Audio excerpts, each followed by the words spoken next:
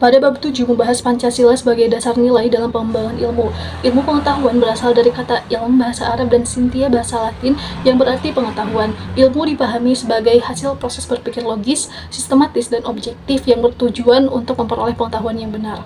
Pengetahuan sendiri terbagi menjadi 4 jenis menurut Notongoro, yaitu pengetahuan biasa, pengetahuan ilmiah, pengetahuan filsafat, dan pengetahuan agama. Ilmu memiliki ciri khas seperti berdasar pada hipotesis, dapat diuji, dan jika terbukti konsisten maka dapat berkembang menjadi teori, tesis, hingga hukum. Oleh karena itu, ilmu merupakan bentuk pengetahuan yang lebih tinggi, terstruktur, dan dapat dipertanggungjawabkan secara ilmiah. Perkembangan iptek terjadi karena manusia mulai kembali berpikir secara rasional. Perjalanan iptek dimulai dari zaman pra-Yunani kuno yang ditandai dengan penggunaan batu sebagai alat, berkembangnya kemampuan menulis, berhitung, hingga meramalkan kejadian berdasarkan pengalaman. Zaman Yunani kuno menjadi tonggak penting ketika masyarakat mulai meninggalkan mitos dan mengembangkan sikap kritis dalam mencari kebenaran. Pada abad pertengahan, ilmu pengetahuan menjadi bagian dari kegiatan keagamaan dan tunduk pada dogma. Namun, hal ini berubah pada masa Renaissance ketika manusia mulai berpikir bebas dan berbagai penemuan ilmiah mulai bermunculan, khususnya di bidang astronomi. Zaman modern ditandai dengan lahirnya tokoh-tokoh besar seperti Descartes, Newton, dan Darwin yang menghasilkan teori-teori penting dan dapat mempercepat perkembangan ilmu pengetahuan. Selanjutnya, zaman kontemporer atau abad ke-20 menjadi era kemajuan teknologi yang sangat pesat, terutama dalam bidang komunikasi dan informasi. Gerakan Renaissance dan Aufklärung membentuk mentalitas manusia barat yang percaya pada kekuatan rasio, sehingga mendorong penelitian yang kreatif dan inovatif. Dengan demikian, perkembangan iptek yang kita saksikan hari ini berakar dari perubahan cara berpikir manusia barat, berakhirnya masa kegelapan, dan munculnya revolusi industri sebagai tonggak utama kemajuan teknologi. Baik, di sini saya akan menjelaskan mengenai Pancasila sebagai dasar pengembangan ilmu pengetahuan dan teknologi. Nah, Pancasila sebagai dasar negara juga berperan penting dalam pengembangan ilmu pengetahuan dan ilmu pengembangan teknologi atau iptek di Indonesia. Nah, iptek diakui sebagai unsur vital dalam pembangunan nasional yang harus dijalankan secara selaras dengan nilai-nilai budaya dan agama. Nah, dalam konteks masyarakat Indonesia yang majemuk ataupun pengembangan iptek harus bersikap inklusif, toleransi, dan dialogis agar tidak menimbulkan konflik. Nah, jika iptek berkembang tanpa nilai, maka dapat menjadi ancaman bagi kemanusiaan. Pancasila sebagai kristalisasi nilai budaya dan agama bangsa menjadi paradigma ilmiah yang mengarahkan pada pengembangan iptek agar tetap berakar pada nilai-nilai luhur bangsa. Nah, nilai ketuhanan yang mengajarkan bahwa iptek harus memperhatikan dampaknya baik terhadap manusia maupun alam. Nah, nilai kemanusiaan menuntut perkembangan iptek yang beradab dan demi kesejahteraan manusia. Nilai persatuan menekankan bahwa iptek harus menumbuhkan nasionalisme, sedangkan nilai kerakyatan menjunjung pengembangan iptek secara demokratis dan terbuka terhadap kritik. Dan yang terakhir, nilai keadilan memastikan keseimbangan antara manusia, Tuhan, sesama, dan alam.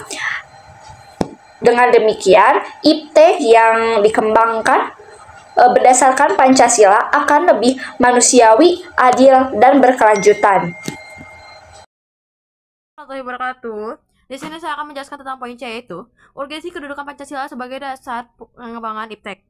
Nah, Pancasila sendiri memiliki urgensi sebagai dasar nilai dalam pengembangan iptek dikarenakan kemajuan iptek tidak sejalan dengan budaya dan jati diri bangsa. Sedangkan menurut pandangan ilmu bebas itu ditantang oleh kebutuhan untuk menjunjung tinggi etika, kemanusiaan, keadilan sosial, dan identitas nasional. Nah, dalam konteks Indonesia, Pancasila perlu dijadikan rambu normatif dan paradigma ilmiah untuk menghadapi tantangan seperti polaritas nilai, kerusakan lingkungan, dominasi nilai global, dan gaya hidup konsumtif. Nah, meskipun harus terbuka terhadap kritik ilmiah, Pancasila tetap menjadi pijakan moral dan budaya. Garis bawahi, Pancasila tetap menjadi pijakan bagi budaya dan moral ya. Namun, penerapannya masih menghadapi hambatan seperti kapitalisme global, konsumerisme, dan lemahnya daya saing yang membuat peran Pancasila belum optimal dalam arah kebijakan dan pengembangan iptek. Jadi, meskipun di Pancasila itu sebagai pijakan moral dan budaya ya. Sekian, terima kasih. Wassalamualaikum. Pancasila memiliki peran penting dalam pengembangan ilmu dan sangat erat kaitannya dengan berbagai masalah pendidikan di Indonesia, baik dari sisi kebijakan maupun praktiknya. Nilai-nilai seperti kemanusiaan, keadilan sosial, persatuan, dan demokrasi yang terkandung dalam Pancasila seharusnya menjadi dasar dalam merancang dan menjalankan kebijakan pendidikan nasional. Namun kenyataannya, banyak kebijakan yang belum sepenuhnya mencerminkan nilai-nilai tersebut. Misalnya, masih ada ketimpangan akses dan kualitas pendidikan antara daerah maju dan tertinggal yang menunjukkan belum terwujudnya keadilan sosial. Pendidikan juga cenderung terlalu fokus pada aspek kognitif, sehingga mengabaikan pembentukan karakter dan nilai kemanusiaan yang merupakan bagian penting dari sila kedua. Masalah lain seperti komersialisasi pendidikan, lemahnya penanaman nilai moral, dan kurangnya partisipasi masyarakat dalam pengambilan keputusan pendidikan menunjukkan adanya jarak antara praktik pendidikan dan nilai-nilai Pancasila.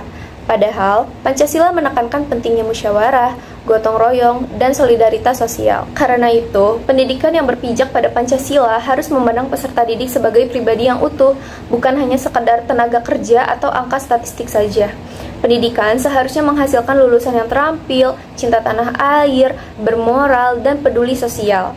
Mengintegrasikan nilai-nilai Pancasila ke dalam kurikulum, metode pembelajaran, dan kebijakan pendidikan menjadi langkah penting agar ilmu pengetahuan dan teknologi tetap sesuai dengan jati diri bangsa Indonesia.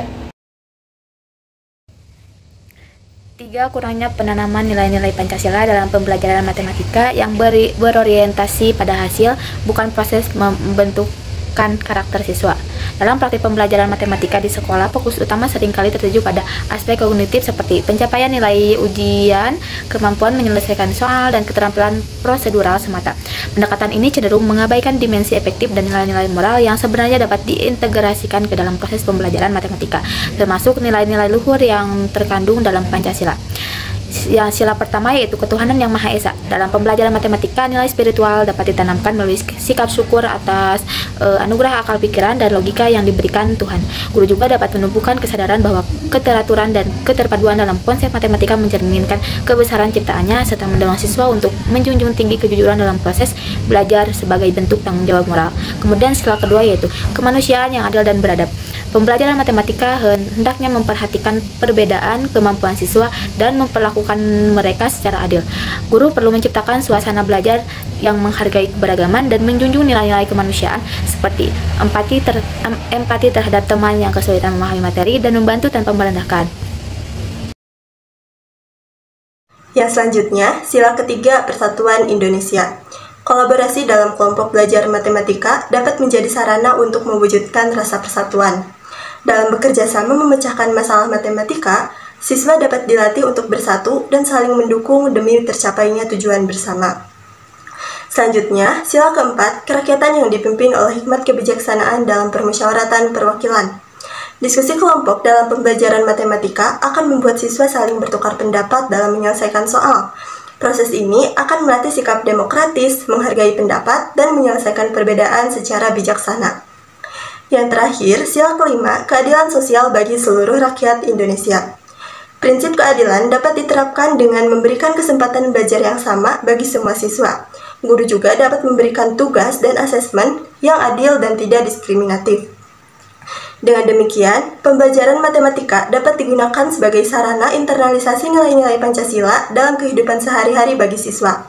Penguatan karakter melalui pembelajaran matematika secara holistik sangat penting di era digitalisasi pendidikan saat ini.